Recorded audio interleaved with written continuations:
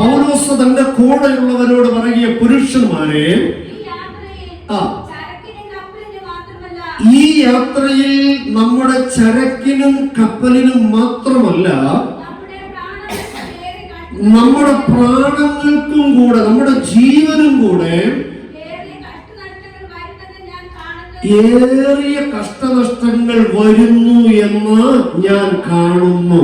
പൗലോസ് അത് പറയാൻ കാരണം, അപ്പോ മുൻ യാത്രകളിൽ അവരുടെ ചരക്കിനൊക്കെ നഷ്ടം വന്നിട്ടുണ്ട്, ഇല്ലേ? കാരണം അത്രയേറെ പ്രതിസന്ധികളും പ്രലോഭനങ്ങളും പ്രതികൂലങ്ങളും ഒക്കെ തരണം ചെയ്താണ് അവർ യാത്ര ചെയ്യുന്നത്. അപ്പോൾ അവരുടെ ചരക്കുകൾ, അവരുടെ യാത്രയിൽ അവരോടൊപ്പം ഉണ്ടായിരുന്ന പലതും അവർക്ക് ഉപേക്ഷിക്കേണ്ടതായി വന്നിട്ടുണ്ട്, അവർക്ക് നഷ്ടപ്പെടുത്തേണ്ടതായി വന്നിട്ടുണ്ട്. പക്ഷെ അതിനേക്കാൾ വലിയൊരു പ്രതിസന്ധി മുന്നിൽ കണ്ടപ്പോൾ പൗലോസ് ഒരു ദൂത് പറയുക, ഒരു ആലോചന പറയുക, പുരുഷന്മാരെ, ഇനിയുള്ള നമ്മുടെ യാത്രയില് നമ്മുടെ വസ്തുവകൾക്ക് മാത്രമല്ല, നമ്മുടെ ജീവനും കൂടെ ആപത്ത് സംഭവിക്കാൻ പോകുന്നു എന്ന് ഞാൻ മനസ്സിലാക്കുന്നു. അതുകൊണ്ട് ഞാൻ ഒരു ആലോചന പറയാം. എന്താ പൗലോസ് പറഞ്ഞ ആലോചന? വായിച്ചോട്ടെ. അല്ല, അതിന് മുൻപ് സ്തോത്രം, ആ വാക്യം ഒന്നുകൂടെ വായിച്ച 10-ാം വാക്യം. പുരുഷന്മാരെ,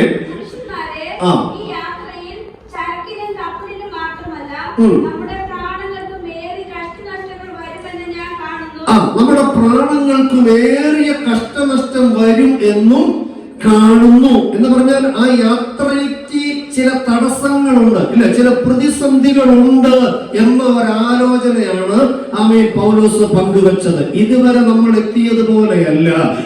ഇനി നമ്മൾ മുൻപോട്ട് പോകുമ്പോൾ ചില പ്രശ്നങ്ങൾ നമ്മുടെ മുമ്പിൽ വരാൻ പോവുകയാണ്, ചില പ്രതിസന്ധികൾ വരാൻ പോവുകയാണ്. ആ പ്രതിസന്ധി നമ്മുടെ ജീവൻ പോലും അപകടത്തിലാക്കാൻ സാധ്യതയുള്ള പ്രശ്നങ്ങളാണ്. അതുകൊണ്ട് ഒന്നുകിൽ ഇനി അങ്ങോട്ടുള്ള യാത്ര വേണമെങ്കിൽ എന്ത് ചെയ്യാം, മാറ്റിവെക്കാം, അല്ലെങ്കിൽ വേറെ വഴിയായി അവർക്ക് യാത്ര.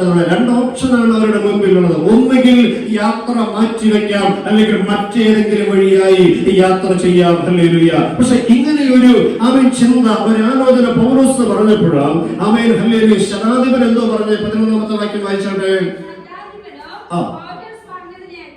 ശതാധിപനോ പൗലോസ് പറഞ്ഞതിനേക്കാൾ മാലുമിയുടെയും കപ്പലുടമസ്ഥന്റെയും വാക്ക് അധികം വിശ്വസിച്ചു. സ്തോത്രം. ഇവിടെ ശതാധിപൻ പൗലോസിന്റെ ഒരു സ്നേഹിതനാണ്. ഈ കപ്പലിന്റെ വളരെ പ്രധാനപ്പെട്ട ഒരു യാത്രികനാണ് ഈ ശതാധിപന്.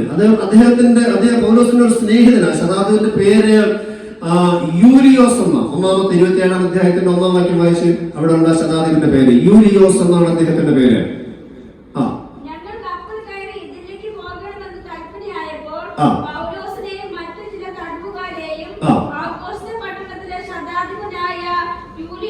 യൂലിയോസ്. അപ്പൊ ഈ കപ്പലിലെ ശതാധിപന്റെ പേരെന്താണ്?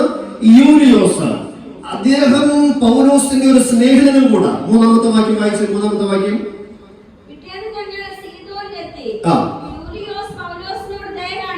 അപ്പൊ പൗലോസിനോട് ദയ കാണിച്ചു.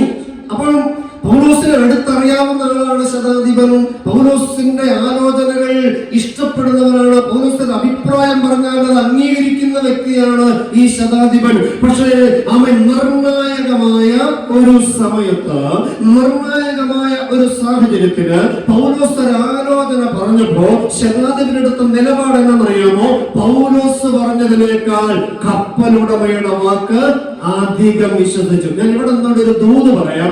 പൗലോസിന്റെ വാക്കിൽ വിശ്വസിച്ചില്ല എന്നല്ല, പക്ഷെ അതിനേക്കാൾ വിശ്വാസം ആരുടെ വാക്കിലായിരുന്നു? കപ്പലുടമയുടെ വാക്കിലാണ്, ഇല്ലേ? പൗലോസ് പറഞ്ഞത് അംഗീകരിച്ചു. അല്ലാതെ പൗലോസ് നുണ പറഞ്ഞെന്നോ നിന്റെ ദൂത് ശരിയല്ലെന്നോ ഒന്നുമല്ല ശതാധിപൻ പറഞ്ഞത്. പക്ഷെ പൗലോസ് പറഞ്ഞതിനേക്കാൾ അധികം ആരുടെ വാക്കിനെ വിശ്വസിച്ചു?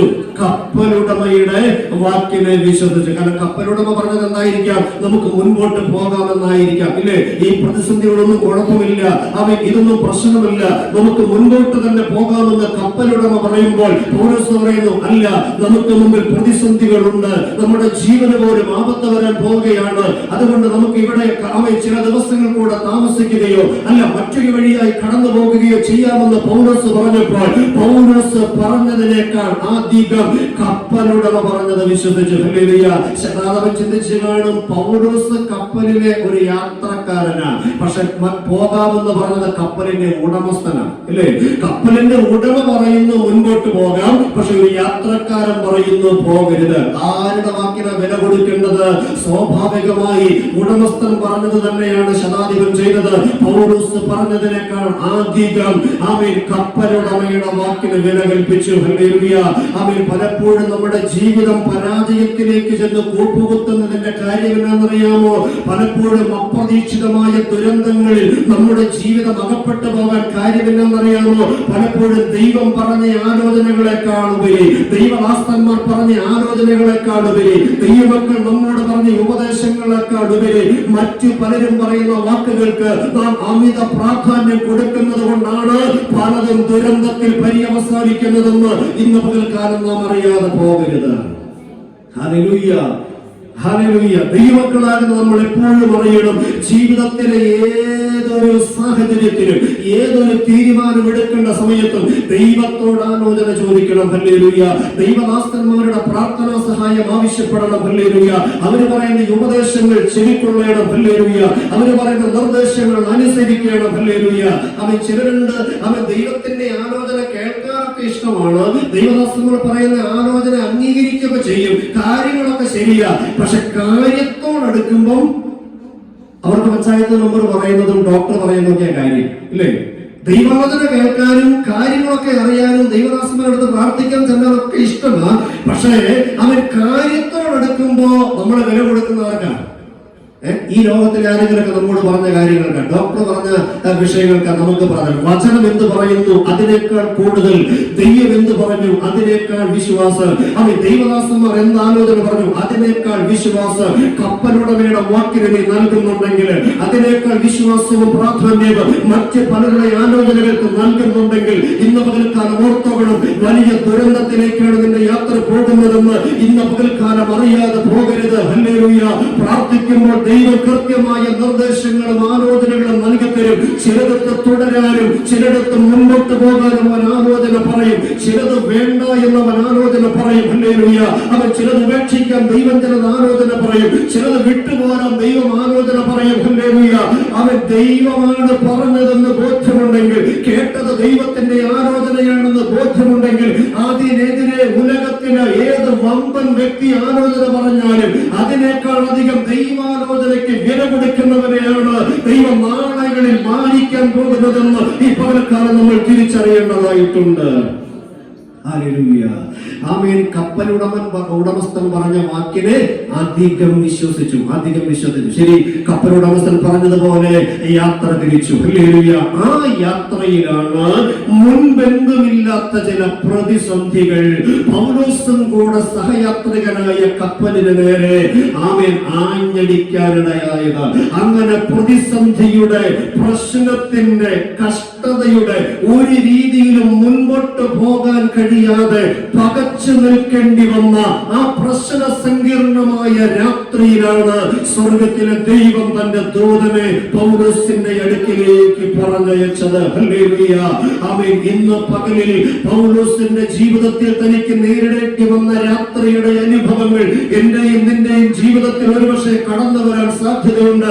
അങ്ങനെ ചില സാഹചര്യങ്ങൾ കടന്നു വരുമ്പോൾ ഓർത്തോടും ആ പ്രതിസന്ധിയെ പരിഹരിച്ച് നിന്നെ പുറത്തു കൊണ്ടുവരുവാൻ സ്വർഗത്തിലെ ദൈവം, നിന്റെ ഉടമസ്ഥനായ ദൈവം തന്റെ ദൂതനെ ഒരുക്കി നിർത്തിയിട്ടുണ്ട്. ചില പ്രതിസന്ധികളുടെ വള്ളിക്കെട്ടുകൾ പൊട്ടിച്ച് നിന്നെ പുറത്തു കൊണ്ടുവരുവാൻ സ്വർഗത്തിലെ ദൈവം നിനക്ക് വേണ്ടി ഒരു ദൂതനെ ഒരുക്കി നിർത്തിയിട്ടുണ്ട്. ഇന്ന് പകൽ എത്ര പേർക്ക് ആത്മാവിനത തിരിച്ചറിയാൻ കഴിയുന്നുണ്ട്? നാം അനുഭവിക്കുന്ന പ്രതിസന്ധിയുടെ രാത്രികളിൽ നിന്ന് അവൻ നമ്മയുടെ പുത്തൻ പ്രഭാതത്തിലേക്ക് കൈപിടിച്ച് നടത്താൻ സ്വർഗത്തിലെ ദൈവം തന്റെ ദൂതനെ നമുക്ക് വേണ്ടി സജ്ജമാക്കി നിർത്തിയിട്ടുണ്ട്.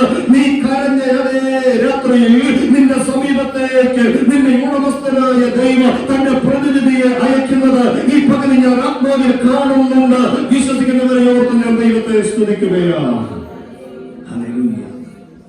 എന്തൊക്കെയാണ് രാത്രിയുടെ പ്രത്യേകതകൾ? 27-ാം അധ്യായം കഴിഞ്ഞ രാത്രി ഞാൻ ധ്യാനിച്ചപ്പോൾ ഒരു 6-7 കൂട്ടം പ്രത്യേകതകൾ ആ രാത്രിക്കുണ്ട്. ഏത് രാത്രിയാണോ ദൈവം നിന്റെ ദൂതനെ പൗലോസിന്റെ പടകിലേക്ക്, കപ്പലിലേക്ക് അയച്ചത്, ആ രാത്രിക്ക് ഒരു 6ഓളം പ്രത്യേകതകൾ, 6-7ഓളം പ്രത്യേകതകൾ നമുക്ക് കാണാൻ കഴിയും. വേഗത്തിൽ ചില കാര്യങ്ങൾ നമുക്കൊന്ന് ചിന്തിക്കാം. ആ രാത്രിയുടെ ഒന്നാമത്തെ പ്രത്യേകത എന്താണെന്നറിയാമോ? 14-ാമത്തെ വാക്യം വായിച്ചാട്ടെ. 14-ാം വാക്യം. യെസ്. കുറെ കഴിഞ്ഞിട്ട് അതിന് വിരോധമായി ഈശാനമൂലൻ എന്ന കൊടുങ്കാറ്റ് ആഞ്ഞടിച്ചു. ആമേൻ, സ്തോത്രം. ആ രാത്രിയുടെ ഒന്നാമത്തെ പ്രത്യേകത, ആമേൻ, ഇതാണ്. ഈശാനമൂലൻ എന്ന കൊടുങ്കാറ്റ് പൗലോസിനെതിരെ ആഞ്ഞടിച്ച രാത്രിയായിരുന്നു അത്. ഹല്ലേലൂയ. ഇന്ന് രാത്രി എത്ര പേർക്ക് ദൂത് പിടികിട്ടുന്നുണ്ട്? ദൈവത്തിന്റെ ആത്മാവ് ചിലരോട് കൃത്യമായി സംവാദിക്കുന്നുണ്ട്. ഹല്ലേലൂയ.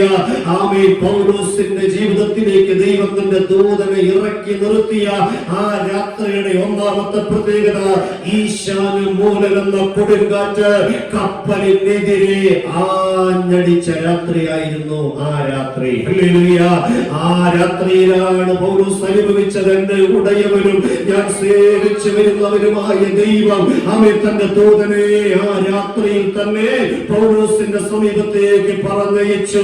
ഏത് രാത്രിയാണോ ഈശാനമൂലൻ എന്ന കൊടുങ്കാറ്റ് എന്റെ ജീവിതത്തിലേക്ക് ആഞ്ഞടിച്ചത്, അതേ രാത്രി തന്നെ, ഹല്ലേലൂയ, ആ കൊടുങ്കാറ്റിന്റെ ശക്തിയെ അവൻ നിർവീര്യമാക്കുവാൻ കഴിയുന്ന അവൻ ദൈവത്തിന്റെ ശക്തിയുമായി ദൈവം നിന്റെ ദൂതനെ നമുക്ക് വേണ്ടി അവൻ പറഞ്ഞയക്കുന്ന ദൈവമാണ്. ഹല്ലേലൂയ.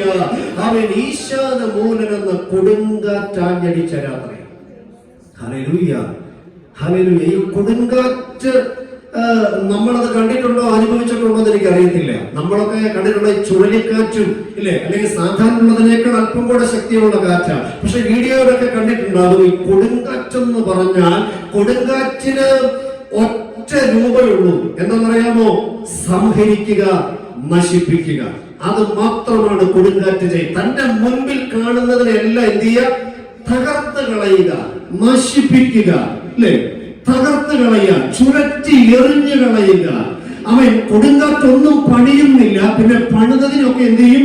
തകർത്ത് കളയും. സ്തോത്രം. കൊടുങ്കാറ്റൊന്നിനെയും വളരാൻ അനുവദിക്കത്തില്ല. വളർന്നതിനെ വേരോടെ പിഴുതെടുത്ത് കളയാൻ ശക്തിയുള്ളതാണ് ഈ കൊടുങ്കാറ്റ്.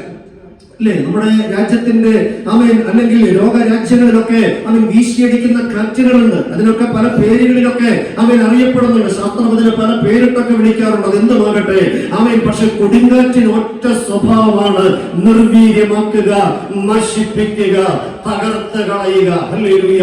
ഇന്ന് പകലൊരു ദൂത് ഞാൻ പറയാം. ഹല്ലേലൂയ.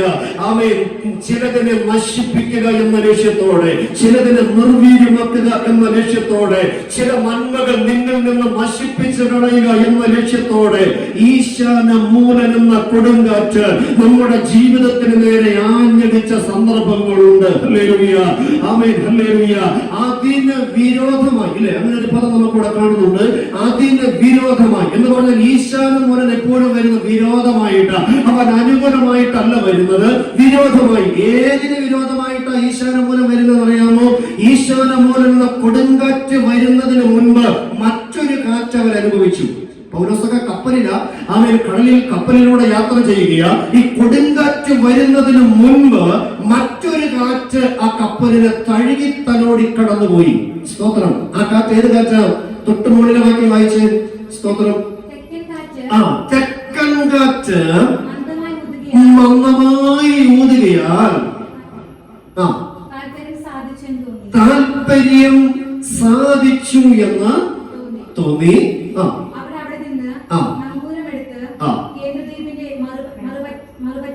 മറപറ്റി ഓടി. ഞാൻ പറഞ്ഞത്, കപ്പലുടമസ്ഥന്റെ വാക്ക് കേട്ട് പ്രതിസന്ധിയിലേക്ക് കാൽ വെച്ചുകൊണ്ട് അവൻ യാത്ര മുൻപോട്ട് പോയപ്പോൾ ആദ്യം നേരിടേണ്ടി വന്നത് തെക്കൻ കാറ്റിന്റെ മന്ദമായ ഊത്തം. അല്ലെ, തെക്കൻ കാറ്റിന്റെ ആമേൻ മന്ദമാരുതൻ തഴുകി തലോടി എന്നൊക്കെ കവികൾ വർണ്ണിക്കുന്നത് കേട്ടിട്ടില്ലേ? എന്നതുപോലെ ഒരു തെക്കൻ കാറ്റ് അവരെ തഴുകി തലോടി പോയി. ആ തെക്കൻ കാറ്റിന്റെ തഴുകലും അത് നൽകി തന്ന കുളിർമയും അത് നൽകി തന്ന ആശ്വാസമൊക്കെ കണ്ടപ്പോൾ ശതാധിപൻ പറഞ്ഞു, പൗലോസ് പറഞ്ഞതുപോലെ ഒന്നല്ല കാര്യങ്ങള്. പൗലോസ് പറഞ്ഞത് ജീവന് വരെ അപകടം വരാൻ പോകുന്ന വലിയ പ്രശ്നങ്ങൾ വരാൻ പോകുന്ന, പക്ഷെ ഇപ്പതേ നമ്മെ ആശ്വസിപ്പിക്കുന്ന തെക്കൻ കാറ്റ വന്നുകൊണ്ടിരിക്കണേ. നമ്മുടെ ചൂടിനെ തണുപ്പിക്കുന്ന മന്ദമാരുതന വന്നുകൊണ്ടിരിക്കുന്നേ. പൗലോസ് പറഞ്ഞതുപോലെ ഒന്നല്ല കാര്യങ്ങള്. കപ്പലുടമസ്ഥൻ പറഞ്ഞതുപോലെ കാര്യം സാധിച്ചു എന്ന് പറഞ്ഞ് ആമേൻ അവർ മുൻപോട്ട് അതിവേഗം പോവുകയാ. ഹല്ലേലൂയ. തെക്കൻ കാറ്റ് മന്ദമായി യൂതുകയാൽ താല്പര്യം സാധിച്ചു എന്ന് അവർ കരുതി. ഹല്ലേലൂയ. ആമേൻ. അവർ അല്പസമയം കഴിഞ്ഞപ്പോൾ അതിന് വിരോധമായി ഈശാനമൂലൻ എന്ന കൊടുങ്കാറ്റ് അവർക്കെതിരെ ആഞ്ഞടിച്ചു. ഏതിന് വിരോധമായി? തെക്കൻ കാറ്റിന്റെ മന്ദമായ ഊത്തിനെതിരെ ഇതാ കൊടുങ്കാറ്റ് രംഗത്ത് വരികയാ. അവിടെ പറഞ്ഞിരിക്കുന്നതിന്റെ പദങ്ങളൊന്ന് ശ്രദ്ധിക്കണം. തെക്കൻ കാറ്റ് മന്ദമായിട്ടൂതുകയാൽ താല്പര്യം സാധിച്ചു എന്ന് പറഞ്ഞാൽ ഇവർ ഒരു ലക്ഷ്യത്തിന് വേണ്ടി ഇറങ്ങി തിരിച്ചത്. അവരുടെ ഹൃദയത്തിൽ ചില താല്പര്യങ്ങളും ആഗ്രഹങ്ങളും ഉണ്ട്. ഈ കപ്പലിൽ എത്ര യാത്രക്കാരുണ്ടോ അവർക്കെല്ലാം ചില താല്പര്യങ്ങളുണ്ട്, ഇല്ലേ? ചില താല്പര്യങ്ങളുണ്ട്, അത് ചില ആഗ്രഹങ്ങളുണ്ട്. ആ താല്പര്യത്തിനെതിരെയാണ് ഈശാനമൂലൻ എന്ന കൊടുങ്കാറ്റ് ആഞ്ഞടിച്ചത്. രണ്ട്, അവൻ ഹല്ലേലൂയ ചില സാധ്യതകൾ അവരുടെ മുൻപിൽ ഉണ്ടായിരുന്നു, അല്ലെ? കാര്യം സാധിച്ചു എന്ന് അവർക്ക് തോന്നിപ്പോയി. എന്ന് പറഞ്ഞാൽ മുൻപോട്ട് നോക്കുമ്പോൾ തെക്കൻ കാറ്റിന്റെ മന്ദമായ വീശലാണ് അവർ കണ്ടത്. അതുകൊണ്ട് അവർ കരുതി കാര്യം സാധിച്ചു. മുൻപിൽ തടസ്സങ്ങളൊന്നുമില്ല, മുൻപിൽ കാണുന്നത് സാധ്യതകൾ മാത്രമാണ്. പക്ഷെ ഓർത്തോണം, നിന്റെ സാധ്യതകൾക്കെതിരെ ഒരു കൊടുങ്കാറ്റ് വരുന്നുണ്ട്. ഹല്ലേലൂയ. അവൻ നീ സ്വപ്നം കണ്ടത് കാര്യം നടക്കുമെന്ന്, നീ വിശ്വസിച്ചത് അത് സാധിക്കുമെന്ന്, നീ കരുതിയത്, നീ ചിന്തിച്ചതുപോലെ കാര്യങ്ങൾ നിന്റെ വഴിക്ക് വരുമെന്ന് അല്ല.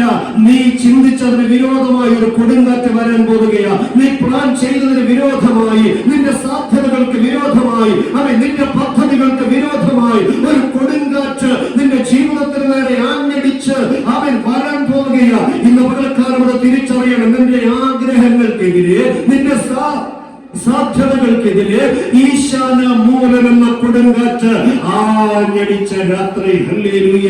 പൗലോസും സഹയാത്രികരും അല്ലെങ്കിൽ ശതാധിപനും കപ്പലുടമസ്ഥനും സ്വപ്നത്തിൽ പോലും കരുതി കാണില്ല ഇങ്ങനൊരു പ്രതിസന്ധി, ഇങ്ങനൊരു കൊടുങ്കാറ്റ് ഈ കപ്പലിന് നേരെ ആഞ്ഞടിക്കുമെന്ന് അവർ ഒരിക്കലും കരുതിയില്ല. അവർ ഒരുപാട് കാര്യങ്ങൾ പ്ലാൻ ചെയ്തിരുന്നു, അവർ ഒരുപാട് പദ്ധതികൾ കണക്ക് കൂട്ടിയിരുന്നു. പക്ഷേ ആ പദ്ധതികളെല്ലാം തകിടം മറിച്ചുകൊണ്ട്, അവരുടെ സാധ്യതകളെല്ലാം തകർത്തെറിഞ്ഞുകൊണ്ട്, അവരുടെ ഹൃദയത്തിന്റെ ആഗ്രഹങ്ങളെയും സ്വപ്നങ്ങളെയും അഭിലാഷങ്ങളെയും തകർത്തുകൊണ്ട് ഇതാ ഈശാനമൂലൻ എന്ന കൊടുങ്കാറ്റ് അവർക്ക് നേരെ ആഞ്ഞടിച്ചു വരികയാണ്. ഹല്ലേലൂയ. ഇന്ന് പകല് ഞാനൊരു ദൂത് പറയാം. അവൻ നിന്റെ നേരെ ഉയർന്നു നിൽക്കുന്ന സാഹചര്യം ചെറുതല്ല. ഇപ്പോൾ നീ ആയിരിക്കുന്ന പ്രതിസന്ധി ചെറുതല്ല. നിന്റെ സ്വപ്നങ്ങളെ തകർക്കുവാൻ ആ കൊടുങ്കാറ്റിന് ശക്തിയുണ്ട്. നിന്റെ സാധ്യതകളെ നശിപ്പിക്കാൻ കൊടുങ്കാറ്റിന് ശക്തിയുണ്ട്. നിന്റെ ഹൃദയത്തിലെ ആഗ്രഹങ്ങളെ തകർത്തെറിയാൻ ആ കൊടുങ്കാറ്റിന് ശക്തിയുണ്ട്. കാരണം കൊടുങ്കാറ്റ് വിരോധമായി വരുന്നതാ. ഇന്നലകളിലെ പദ്ധതികൾക്കെതിരെ, ഇന്നലകളിലെ പ്ലാനുകൾക്കെതിരെ, ഇന്നലകളിൽ നീ സ്വരുക്കൂട്ടി വെച്ച പദ്ധതികൾക്കെതിരെ, നിന്റെ ഹൃദയത്തിൽ നിറച്ചു വെച്ച സ്വപ്നങ്ങൾക്കെതിരെ, നാളെ നീ എവിടെ എത്തുമെന്ന് പ്ലാൻ ചെയ്ത ദിനങ്ങൾക്കെതിരെ ആ സാഹചര്യത്തിന് വിരോധമായി ഈശാനമൂലൻ എന്ന കൊടുങ്കാറ്റ് ആഞ്ഞടിക്കുകയാണ്. ഹല്ലേലൂയ. ഹല്ലേലൂയ. ഇന്ന് പകലിൽ എന്നെ കേൾക്കുന്ന ദൈവവേദനെ, അവൻ നിന്റെ ജീവിതത്തിനെതിരെ, നിന്റെ ഭാവിക്കെതിരെ, നിന്റെ തലമുറയ്ക്കെതിരെ, അവരുടെ ശോഭനമായ ഭാവിക്കെതിരെ, അവരുടെ സ്വപ്നങ്ങൾക്കെതിരെ, അവരുടെ പദ്ധതികൾക്കെതിരെ, നിന്റെ ഹൃദയത്തിന്റെ ആഗ്രഹങ്ങൾക്കെതിരെ, അതിന് നീ കണ്ടുവച്ച സാധ്യതകൾക്കെതിരെ ഒരു വലിയ കൊടുങ്കാറ്റെന്ന പ്രതിസന്ധി വരുന്നുണ്ട്. ഒരിക്കലും ഇങ്ങനെ ഒരു കൊടുങ്കാറ്റെന്ന പ്രതിസന്ധി ഉണ്ടാകുമെന്ന് ഒരിക്കലും നീ കരുതിയതല്ല. അപ്രതീക്ഷിതമായ കൊടുങ്കാറ്റിന്റെ രൂപത്തിൽ ചില പ്രതിസന്ധികൾ നീ സഞ്ചരിക്കുന്ന പടകിന് നേരെ ആഞ്ഞടിക്കുന്നുണ്ടെന്ന് ഇന്ന് രാത്രി ഞാൻ ദൂത് പറയുമ്പോൾ എത്ര പേർക്ക് ആമേൻ പറയാൻ കഴിഞ്ഞ പ്രതിസന്ധികൾ വരുന്നുണ്ട്. പക്ഷേ അവൻ 23ാമത്തെ ദൂത് വാക്യത്തിന്റെ ദൂത് മറന്നു പോകരുത്. ഏത് രാത്രിയാണോ ഈശാനമൂലൻ എന്ന കൊടുങ്കാറ്റ് നിന്റെ ആഗ്രഹങ്ങൾക്കും നിന്റെ സാധ്യതകൾക്കും എതിരെ നിന്നെ ബലത്തോടെ നിർത്താൻ നിന്നെ ഉടയവനും നീ സേവിച്ചു വരുന്നവനുമായ ദൈവത്തിന്റെ ദൂതനെ എന്റെ ദൈവം നിനക്ക് വേണ്ടി അയക്കുന്ന ദൈവമാണ്. ഹല്ലേലൂയ. ഈശാന മൂലമെന്ന കൊടുങ്കാറ്റ് നിന്റെ ജീവിതത്തിന് നേരെ ആഞ്ഞടിച്ച അതേ രാത്രിയിൽ സ്വർഗത്തിലെ ദൈവം നിന്റെ ദൂതനെ നിനക്ക് വേണ്ടി അയക്കാൻ പോവുകയാണ്. ഹല്ലേലൂയ. ഈ കൊടുങ്കാറ്റ് കണ്ട് നാം ഭാരപ്പെട്ടു പോകേണ്ട ആവശ്യമില്ല. ഈ കൊടുങ്കാറ്റ് കണ്ട് നാം പരിഭ്രമിക്കേണ്ട ആവശ്യമില്ല. ഈ കൊടുങ്കാറ്റ് കണ്ട് അയ്യോ എന്റെ പദ്ധതികളും എന്റെ സ്വപ്നങ്ങളും നിറവേറുമോ എന്ന് ആശങ്കപ്പെടേണ്ട കാര്യമില്ല. കൊടുങ്കാറ്റിന്റെ തീവ്രതയെ രക്ഷിച്ച പൗലോസേ, കൈസരുടെ മുമ്പിൽ നീ നിൽക്കേണ്ടവരാണെങ്കിൽ നിന്നെ അവിടെ എത്തിക്കാൻ കരുത്തുമായി യാവേ സ്വർഗത്തിലെ ദൈവം നിന്റെ ദൂതനെ നിനക്ക് വേണ്ടി അയച്ചിരിക്കുകയാ. ഹല്ലേലൂയ. നീ ഇറങ്ങി തിരിച്ചതൊരു ലക്ഷ്യം മുൻനിർത്തിയ ആ ലക്ഷ്യത്തിലെത്തുന്നതിന് മുൻപ് ഒരു കൊടുങ്കാറ്റ് തകർത്ത കളയാൻ എന്റെ ദൈവം അനുവദിക്കത്തില്ല. കൈസരുടെ മുമ്പിൽ നിർത്താമെന്ന് വാക്ക് തന്നത് ദൈവമാണെങ്കിൽ നീ അവിടെ എത്തുന്നതിന് മുൻപ് ഒരു പ്രതിസന്ധിക്ക് നിന്നെ പാതി വഴിയിൽ തകർത്ത കളയാൻ എന്റെ ദൈവം സമ്മതിക്കുന്ന ദൈവമല്ല. അതുകൊണ്ട് പ്രതിസന്ധി അനുഭവിച്ച അതേ രാത്രിയിൽ നിന്നെ സുരക്ഷിതമായിട്ട് എത്തേണ്ടിടത്ത് എത്തിക്കാൻ എന്റെ ദൈവം നിന്റെ ദൂതനെ അയക്കുന്ന ദൈവമാണ്.